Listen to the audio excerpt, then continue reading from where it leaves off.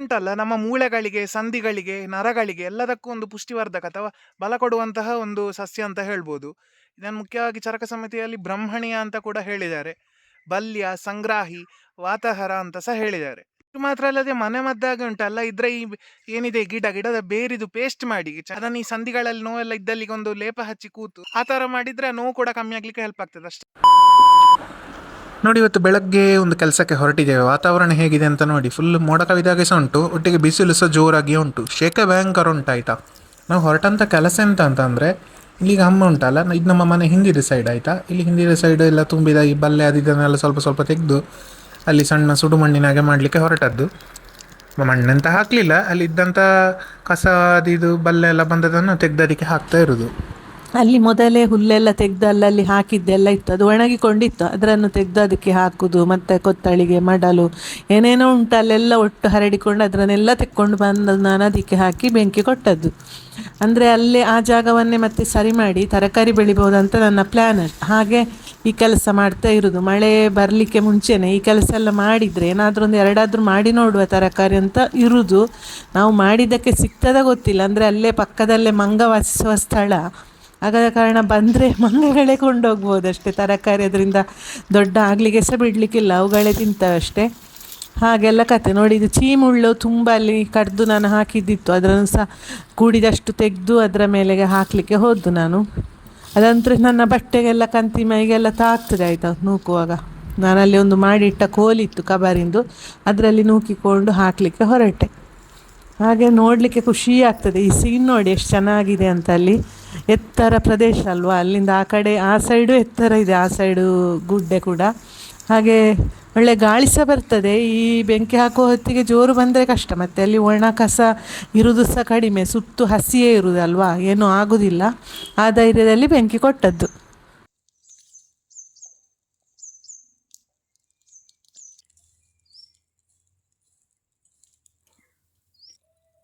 ಹಾಗೆ ಈಗ ಬೆಂಕಿ ಕೊಟ್ಟ ಜಾಗದಲ್ಲಿ ಸುತ್ತು ಉಂಟಲ್ವ ಎಲ್ಲ ಕ್ಲೀನ್ ಮಾಡ್ತಾ ಇದ್ದೇನೆ. ಮತ್ತು ಆಚೆ ಈಚೆ ಬೆಂಕಿ ಹರಡಬಾರ್ದಲ್ವ, ಅಲ್ಲೇ ಸೈಡಲ್ಲಿ ಇದ್ದ ಒಣ ಕಸವನ್ನೆಲ್ಲ ತೆಗೆದು ಅದರ ಮೇಲೆ ರಾಶಿಗೆ ಹಾಕಿದರೆ ಆಮೇಲೆ ನಾವು ಮನೆಗೆ ಹೋದರೂ ಈಚೆ ಒಣಗಿದ ಹುಲ್ಲಿಗೆ ಬೆಂಕಿ ಹೋಗುವುದಿಲ್ಲಲ್ಲ. ಹಾಗೆ ಆ ಕೆಲಸ ಎಲ್ಲ ಮಾಡ್ತಿದ್ದೇನೆ. ಹಾಗೆ ಅಲ್ಲಿ ಕಡಿರೆ ಬೇರು ಮದ್ದಿನ ಗಿಡಗಳು ಸಹ ಸಿಗ್ತದೆ ಕಾಣಲಿಕ್ಕೆ, ಅದನ್ನು ನೋಡಿಕೊಂಡು ಹಾಕಿದ್ದ. ಆ ಜಾಗದಲ್ಲಿ ಇಲ್ಲ, ಅಲ್ಲಿ ಆ ತಟ್ಟಲ್ಲಿ ಕೆಲವು ಕಡೆ ಕಡಿರೆ ಬೇರೆಲ್ಲ ಉಂಟಾಯ್ತಾ. ಹಾಗೆ ಅದು ಮದ್ದಿಗೆ ಬೇಕಾಗುವಂಥದ್ದು.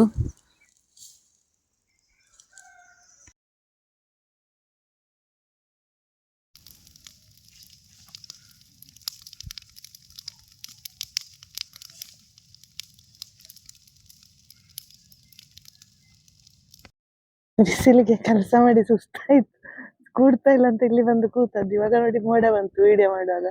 ತುಂಬಾ ಬಿಸಿಲಿತ್ತು. ಸ್ವಲ್ಪ ನಂಗೆ ಒಮ್ಮೆ ನೀರು ಕುಡಿದೆ ಅಂತ ಆಗ್ತದೆ. ಇಲ್ಲಿಂದ ಆಚೆ ಹೋಗ್ಲಿಕ್ಕೆ ಕೊಡ್ತಾ ಇಲ್ಲ, ಅಲ್ಲಿ ಟಾಂಕಿ ಹತ್ರದಿಂದಲೇ ಕುಡಿಬೇಕಷ್ಟೇ. ನೀರು ಹಿಡ್ಕೊಂಡು ಬರ್ಲಿಲ್ಲ ಆಯ್ತಾ, ನಾನು ಇಲ್ಲಿಗೆ ಹತ್ರ ಅಲ್ವಾ, ಇದು ಬಿಸಿಲು ಜಾಗ ಅಲ್ಲ, ಹಾಗೆ ತುಂಬಾ ಸುಸ್ತಾಯ್ತು. ಹಾಗಿದೆ ಹುಲ್ಲೆಲ್ಲ ಇದ್ದದನ್ನೆಲ್ಲ ಅದಕ್ಕೆ ರಾಶಿ ಹಾಕಿದ್ದು ಅದರ ಮೇಲೆಗೆ. ಅಲ್ಲಿ ಮುಂಚೆ ಬೆಂಕಿ ಕೊಟ್ಟ ಜಾಗ ಆಯ್ತು, ಅದರಲ್ಲಿ ಇದ್ದದೆಲ್ಲ ಕೊಂಡೋಗಿ ಹಾಕಿದ್ದಾರೆ. ಪ್ಲಾಸ್ಟಿಕ್ಗಳು ಇತ್ತು, ಕೆಲವೆಲ್ಲ ಆಚೆ ಹಾಕಿದೆ. ಅದನ್ನು ಡಬ್ಬ ಏನೆಲ್ಲ ಕೆಲಸಕ್ಕೆ ಬಂದವರೆಲ್ಲ ಅಲ್ಲಿ ಹಾಕಿದ್ದಾರೆ ಅದರಲ್ಲಿ. ನಾವು ಮರಿ ಕಸ ಹಾಕಿದ ಜಾಗ, ಅದರಲ್ಲಿ ಏನೆಲ್ಲ ಇದೆ, ಟೈಲ್ಸ್ ಪೀಸ್ ಕೂಡ ಬಿಸಾಡಲಿಕ್ಕೆ ಸೈಡ್ ಬೇಲಿ ಸೈಡಲ್ಲಿ ಹಾಕ್ಲಿಕ್ಕೆ ಹೇಳಿದಕ್ಕೆ ಅದು ಕೂಡ ಉಂಟು ಅದರಲ್ಲಿ. ಜಾಗೃತೆಯಲ್ಲಿ ಮಾಡಬೇಕಂತ ಕೆಲಸ ಮಾಡುವಾಗ, ಇಲ್ಲದಿದ್ದರೆ ಕೈಗೆಲ್ಲ ತಾಗ್ಬೋದು. ಕೈಗಳ ಕೊಳೆಕಲ್ಲ.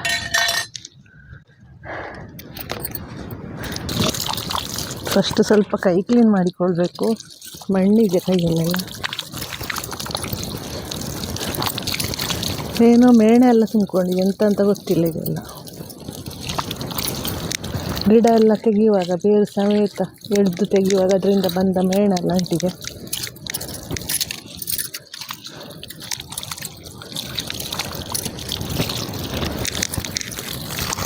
ತಂಪಾಗ್ತದೆ.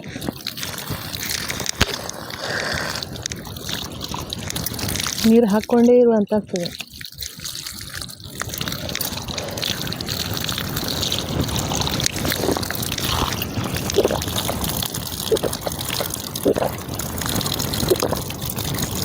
ನೋಡಿ, ಇಲ್ಲಿ ನನ್ನ ಹಿಂದೆ ನೀವೇನೀಗ ನೋಡ್ತಾ ಇದ್ದೀರಿ ಒಂದು ಚಿಕ್ಕ ಸಸಿ.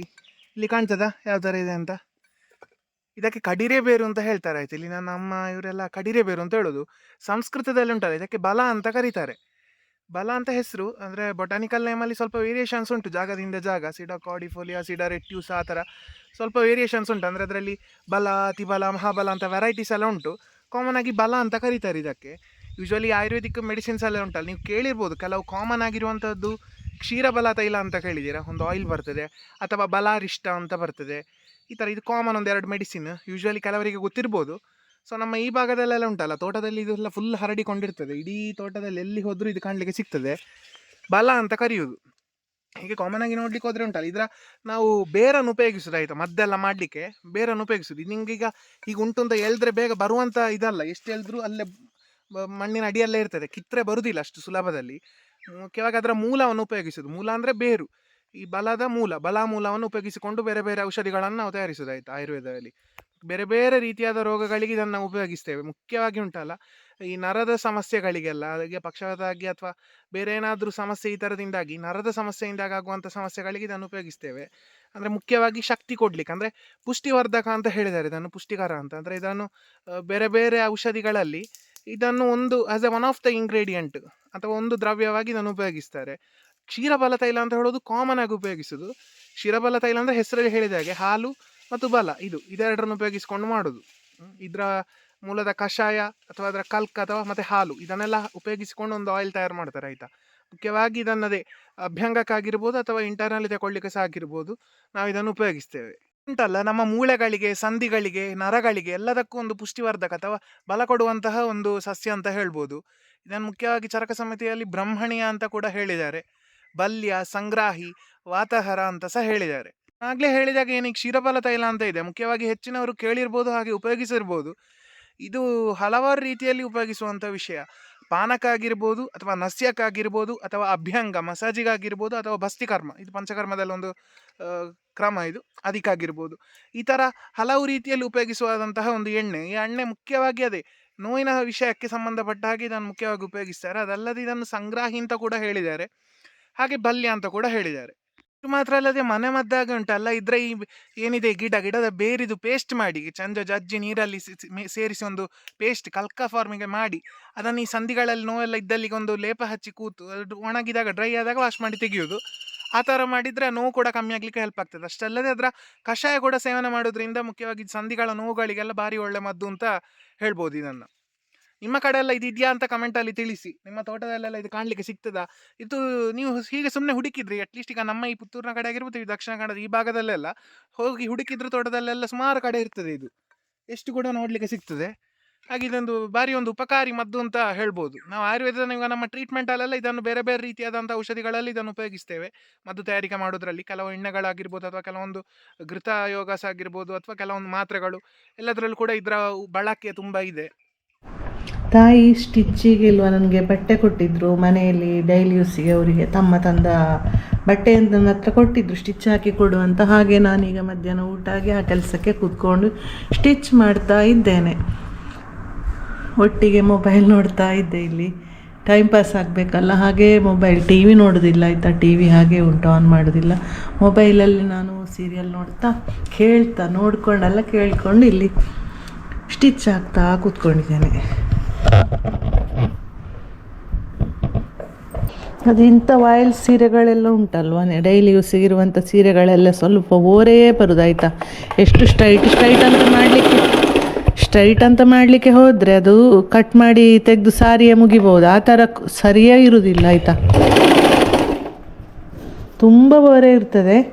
ಇದೊಂದು ಸ್ವಲ್ಪ ಇಲ್ಲಿ ಸರಿ ಇದೆ, ಸ್ವಲ್ಪ ಆದರೂ ಹೀಗೆ ನೋಡಿ ಎಷ್ಟು ಸ್ಟ್ರೈಟ್ ಮಾಡಿದರೂ ಆಗೋದಿಲ್ಲ ಇದೊಂದು ಸ್ಟ್ರೈಟ್ ಮಾಡಲಿಕ್ಕೆ, ಓರೆ ಬರ್ತದೆ ಸೆರಗಿನ ಸೈಡೆಲ್ಲ. ನಾನು ಹೀಗಿರುವ ಸಣ್ಣ ಪುಟ್ಟ ಕೆಲಸ ಮಾತ್ರ ಮಾಡೋದು ಇಷ್ಟೇ ಮಿಷಿನಲ್ಲಿ, ಅದರಲ್ಲಿ ಮತ್ತೆ ಯೂಸ್ ಮಾಡದೆ ಹಾಗೆ ಇದ್ರದ್ದು ಮಿಷಿನ್ ಕೂಡ ಹಾಳಾಗ್ತದೆ ಹಾಗೆ ಹೇಳಿದ್ದಾರೆ ಸರ್ವಿಸಿಗೆ ಕೊಟ್ಟಿರುವಾಗ. ಆಯಿಲ್ ಹಾಕ್ಕೊಂಡಿರ್ಬೇಕು ಅದಕ್ಕೆ, ಸುಮ್ಮನೆ ಹಾಗೆ ಇಟ್ಟರೆ ಅದು ಹಾಳಾಗ್ತದೆ.